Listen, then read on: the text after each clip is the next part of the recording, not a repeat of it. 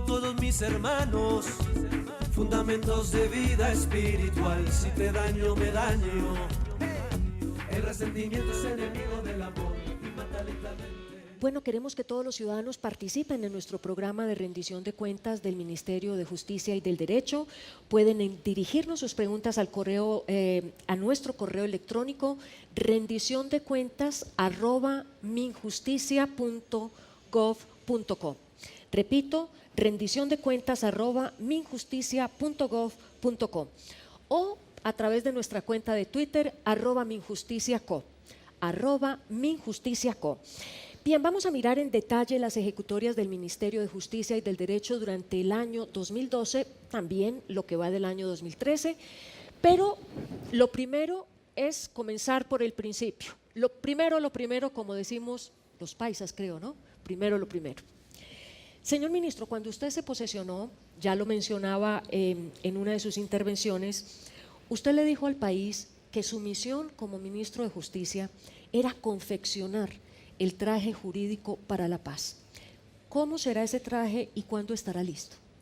Bueno, en ese momento pues se están adelantando las conversaciones en La Habana, es como digamos la parte política que no le corresponde al Ministerio de Justicia o al Ministro de Justicia, y la idea es que de esas conversaciones surjan los acuerdos de paz que por lo demás van a ser, tendrán que ser refrendados popularmente, como lo veremos luego. Y nosotros, ¿en qué estamos pensando? Una serie de instrumentos que hagan compatibles dos bienes jurídicos sustanciales en cualquier Estado de Derecho, que son la justicia y la paz. No puede haber una paz sin justicia, pero de otro lado es muy difícil administrar justicia plenamente en situación de conflicto. Tenemos que encontrar los colombianos esos caminos y en eso estamos. ¿De qué manera va a ser posible que pongamos fin a esta guerra absurda, fratricida, sin sentido, sin razón, de la mano de la justicia, de la mano de la Constitución, de la mano de la ley, de la mano de las interpretaciones de la Corte Constitucional, pero teniendo siempre en mente que lo más importante es que los colombianos de ahora y del futuro puedan tener un país distinto. Y allí, desde luego, tenemos que pensar en paz, tenemos que pensar en verdad, tenemos que pensar en reparación y, claro, en justicia. La misión del Ministerio de Justicia es conseguir que haya el mínimo sacrificio de justicia en aras de conseguir el total de la paz. Otro elemento ahí fundamental es el perdón, porque si no perdona la sociedad, ¿cómo vamos a hacer para que ese traje jurídico deje satisfecha a la sociedad colombiana? Sí, Beatriz, yo creo que, aun cuando es un lugar común, pero creo que aquí cabe la expresión, hay que desarmar los espíritus, hay que pensar que venimos de un largo conflicto, de un largo injustificado conflicto, y que hay que salir de él, y que una de las formas de salir del conflicto es la reconciliación, el perdón. Desde luego, nosotros hay muchas cosas que no vamos a olvidar. No se trata de olvidar lo que pasó, pero sí de perdonar. De ahí por qué la importancia de la verdad. La verdad es un antídoto contra el olvido, pero aparte de esa verdad necesitamos un amplio margen para el perdón. De lo contrario, vamos a seguir en los resentimientos permanentes. Por ejemplo, las barbaridades de la violencia de los años 50, de las cuales tengo algunos recuerdos de niño en Chaparral, fueron las que generaron después otro tipo de barbarie. Por ejemplo, un caso que está contado, tal vez es en el libro de Monseñor Guzmán de La violencia en Colombia, el primer libro de memoria histórica. A propósito, ahorita apareció el otro libro de memoria histórica de otro tolimense, de Gonzalo Sánchez. Ahí está contado, por ejemplo, cómo Desquite, uno de los bandoleros de la década del 60. Desquite era un muchacho de 13 años que presenció el asesinato y violación de su mamá, el asesinato y violación de sus hermanas, y se salvó. Después terminó, años después, matando en el norte del Tolima a 28 personas a garrote para economizar municiones. Entonces, la violencia genera esos monstruos. Sí. Y esos monstruos que se derivan de esta degeneración del conflicto. Pero todo lo que se haga para terminar el conflicto tiene plena justificación. Señor ministro, ¿usted qué les dice a aquellas personas, a aquellos sectores de la sociedad colombiana que ese traje jurídico para la paz es un traje de impunidad? Pues mire, son actitudes respetables, pero probablemente equivocadas. La historia de la humanidad es esa. ¿En qué han parado todas las guerras? Todas las guerras terminan tarde o temprano en una mesa de negociación. En algún tipo de acuerdo. Mire, los 50 millones de muertos de la Segunda Guerra Mundial. Pensar, por ejemplo, que por eso se llama, en donde estuvo básicamente comprometido Europa, luego pues los Estados Unidos y el Japón entraron tarde, pero pensar, por ejemplo, lo que era la situación entre Alemania y Francia, ¿sí? Y resulta que la guerra termina en el 45. Y en el año 50 viene el Tratado de Roma, no el de la Corte Penal Internacional, el Tratado de Roma del año 50, que comenzó con la Comunidad Europea y terminaron en la Unión Europea.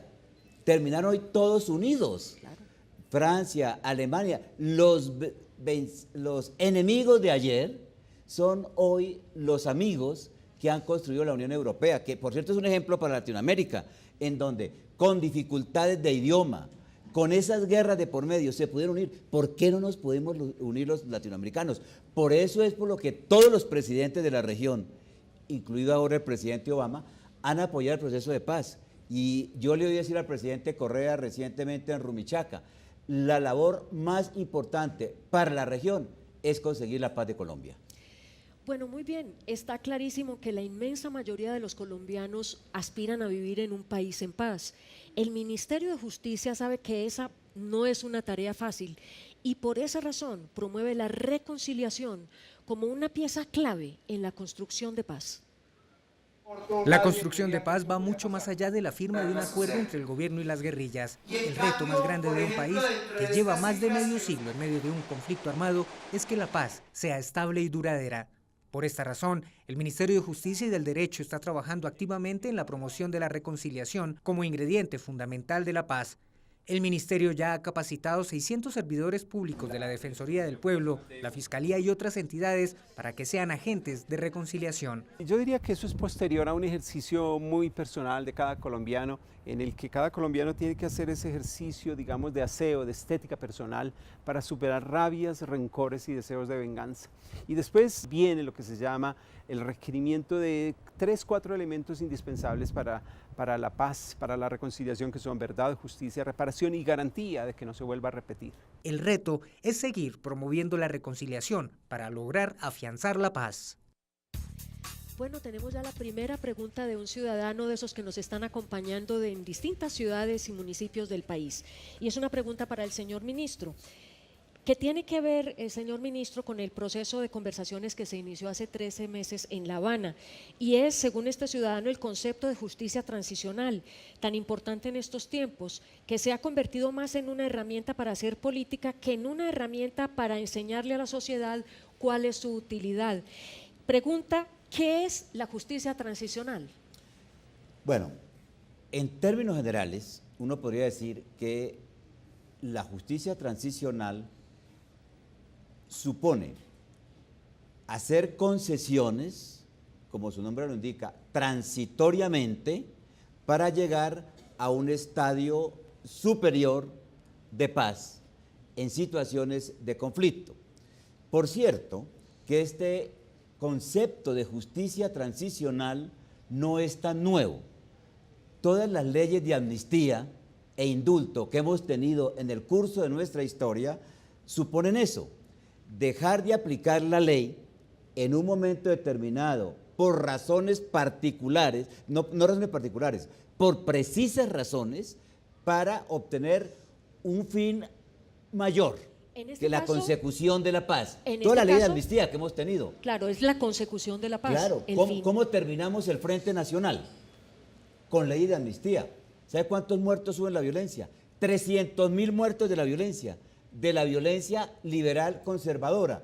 Y allí quienes diseñaron el Frente Nacional, Alberto Lleras, López Pumarejo, Laureano Gómez, ellos diseñaron estas leyes de amnistía, ¿para qué?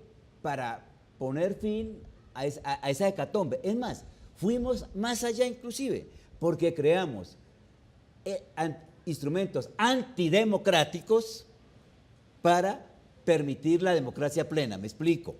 Creamos instrumentos antidemocráticos como el Frente Nacional, que suponía repartirse el poder. ¿Qué más transicional que eso?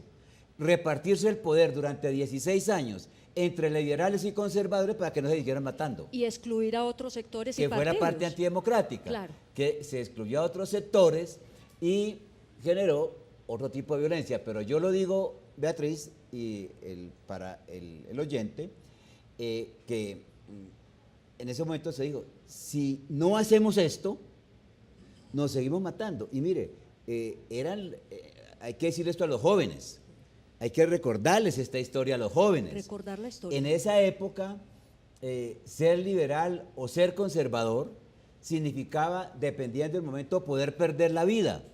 Era un gran sectarismo. Los dirigentes de la época no se hablaban.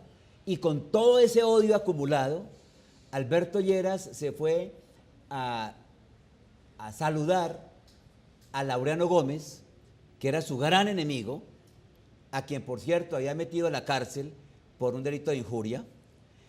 Lo fue a saludar para proponerle, mire, hagamos algo para poner fin al ensangrentamiento de este país. Y lo hicieron, y lo lograron, con una gran cantidad de fallas. Entre otras, esas que mencionamos, la alternación en la presidencia.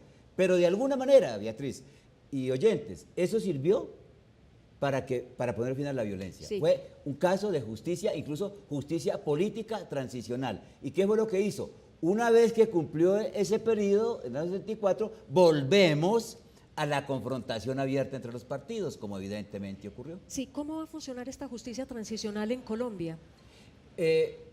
Funcionaría en la medida de buscar, por ejemplo, penas alternativas para quienes han estado comprometidos en el conflicto, yo diría que de todos los lados, para que finalmente podamos terminarlo. Ahora, la otra opción es, mire, apliquemos a rajatabla toda la legislación penal y nos matamos 10, 20 o 30 años más. Y como dijo alguna vez, creo que fue Bernardo Jaramillo, el asesinado candidato presidencial de la Unión Patriótica y paisano suyo. Sí. Estudié Derecho con él. Exactamente, experto en Derecho Laboral. Sí. Y como él dijo alguna vez, o hacemos la paz ahora o nos vemos dentro de 5.000 o dentro de 10.000 muertos. Exactamente, ese es el problema de quienes están continuamente obstaculizando esta posibilidad de que haya una justicia transicional que nos permita llegar a una situación de relativa normalidad en el país. Entre otras cosas, Beatriz, porque es que en el tema de justicia, ¿habrá mayor justicia? Cuando se pueda aplicar justicia libremente. Es decir, hoy en día, para los jueces, para los fiscales, es mucho más difícil administrar justicia. Yo tuve que recibir a la fiscal de San Vicente del Caguán cuando los diálogos de paz, porque a esta fiscal la FARC la sacó y la recibí, venía todavía vestida de calentana, porque eran 2 horas para que abandonara. Es mucho más difícil tener una administración de justicia sólida, estable, confiable, creíble, legítima, cuando no haya esta situación de conflicto. Obviamente, como lo dice su nombre, la justicia es transicional, no es una justicia permanente, es solamente dentro de un periodo para salir a la otra orilla, a la orilla de la paz.